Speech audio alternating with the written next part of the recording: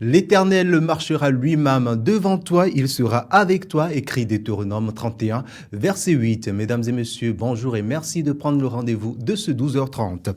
La cinquième édition du Salon national de l'orientation professionnelle et de l'inclusion financière SONAPIF démarre ce jour sur le campus d'Abomey-Calavi.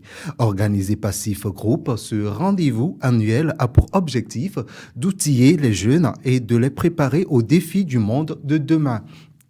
Pendant 2 jours, les jeunes vont échanger avec des experts des établissements universitaires, des entreprises et des institutions sur l'importance de l'orientation professionnelle et la gestion financière au programme du SONAPIF, conférences, ateliers pratiques, rencontres, métiers, initiation à la gestion et autres.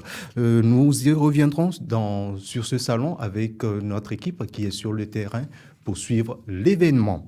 La Commission électorale nationale autonome Sénat poursuit ses rencontres dans le cadre des préparatifs des élections générales de 2026. Hier, elle a eu une séance comme affichée à son chronogramme avec les représentants de la société civile et des médias.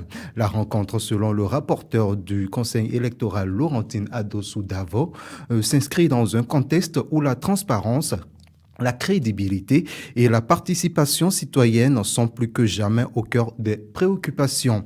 Au cours de la séance d'échange, l'accent a été mis sur les différentes actions déjà menées et les prochaines étapes clés du processus électoral. Plusieurs propositions ont été faites. On peut citer celle d'une base de données ouverte à tout pour éviter toute polémique par Elias Jean-Baptiste, président du FONAC, Front des organisations nationales contre la corruption.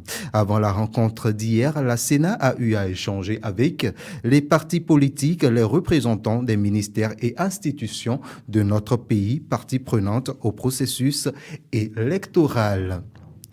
Les aspirants à l'enseignement supérieur ont jusqu'au lundi 11 août à 18h pour déposer leurs réclamations. Cela concerne les candidats inscrits au fichier national des aspirants à l'enseignement supérieur FNAS pour la campagne de 2023. Passé ce délai, aucune demande ne sera acceptée, a mis en garde le ministère de l'enseignement supérieur et de la recherche scientifique dans un communiqué publié ce mardi 6 août.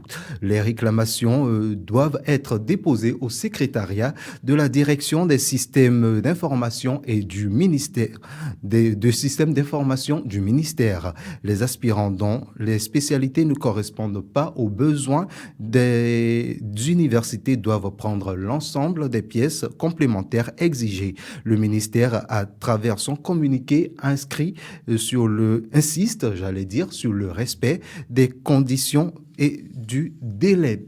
Hors de nos frontières, à présent, le Premier ministre sénégalais Ousmane Sonko est depuis hier en Turquie pour une visite officielle de 5 jours sur invitation du président turc.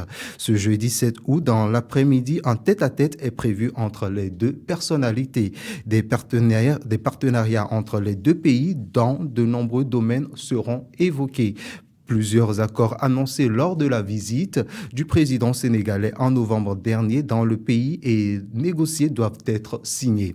Le premier ministre sénégalais Ousmane Sonko est à la tête d'une délégation de 5 ministres. Et puis on parle au sport pour clore ce flash d'information. La première édition des Jeux scolaires africains Algérie 2025 s'est achevée ce mardi 5 août. Le Bénin, au terme d'une participation engagée dans 8 disciplines, s'en sort avec 5 médailles. Cette performance de la sélection béninoise témoigne de la montée en puissance du sport scolaire béninois rendu possible grâce au projet Classe sportive initié par le gouvernement du président Patrice Talon. Lors de sa conférence de presse de clôture, le président de l'association des comités nationaux olympiques d'Afrique, Mustapha Berraf, a salué la prestation délégation du Bénin et a adressé ses salutations aux autorités ayant contribué à cette réussite. Voici les disciplines dans lesquelles les jeunes béninois ont performé. Rufine Sonon, médaillée d'or aux 800 mètres. En handball, l'équipe béninoise filles et garçons remporte la médaille de bronze. Médaille de bronze également pour Ibrahim Kissagui en lancer de javelot. Et l'équipe masculine remporte elle aussi la médaille de bronze en escrime. Voilà donc qui vient mettre un point final à ce flash d'informations.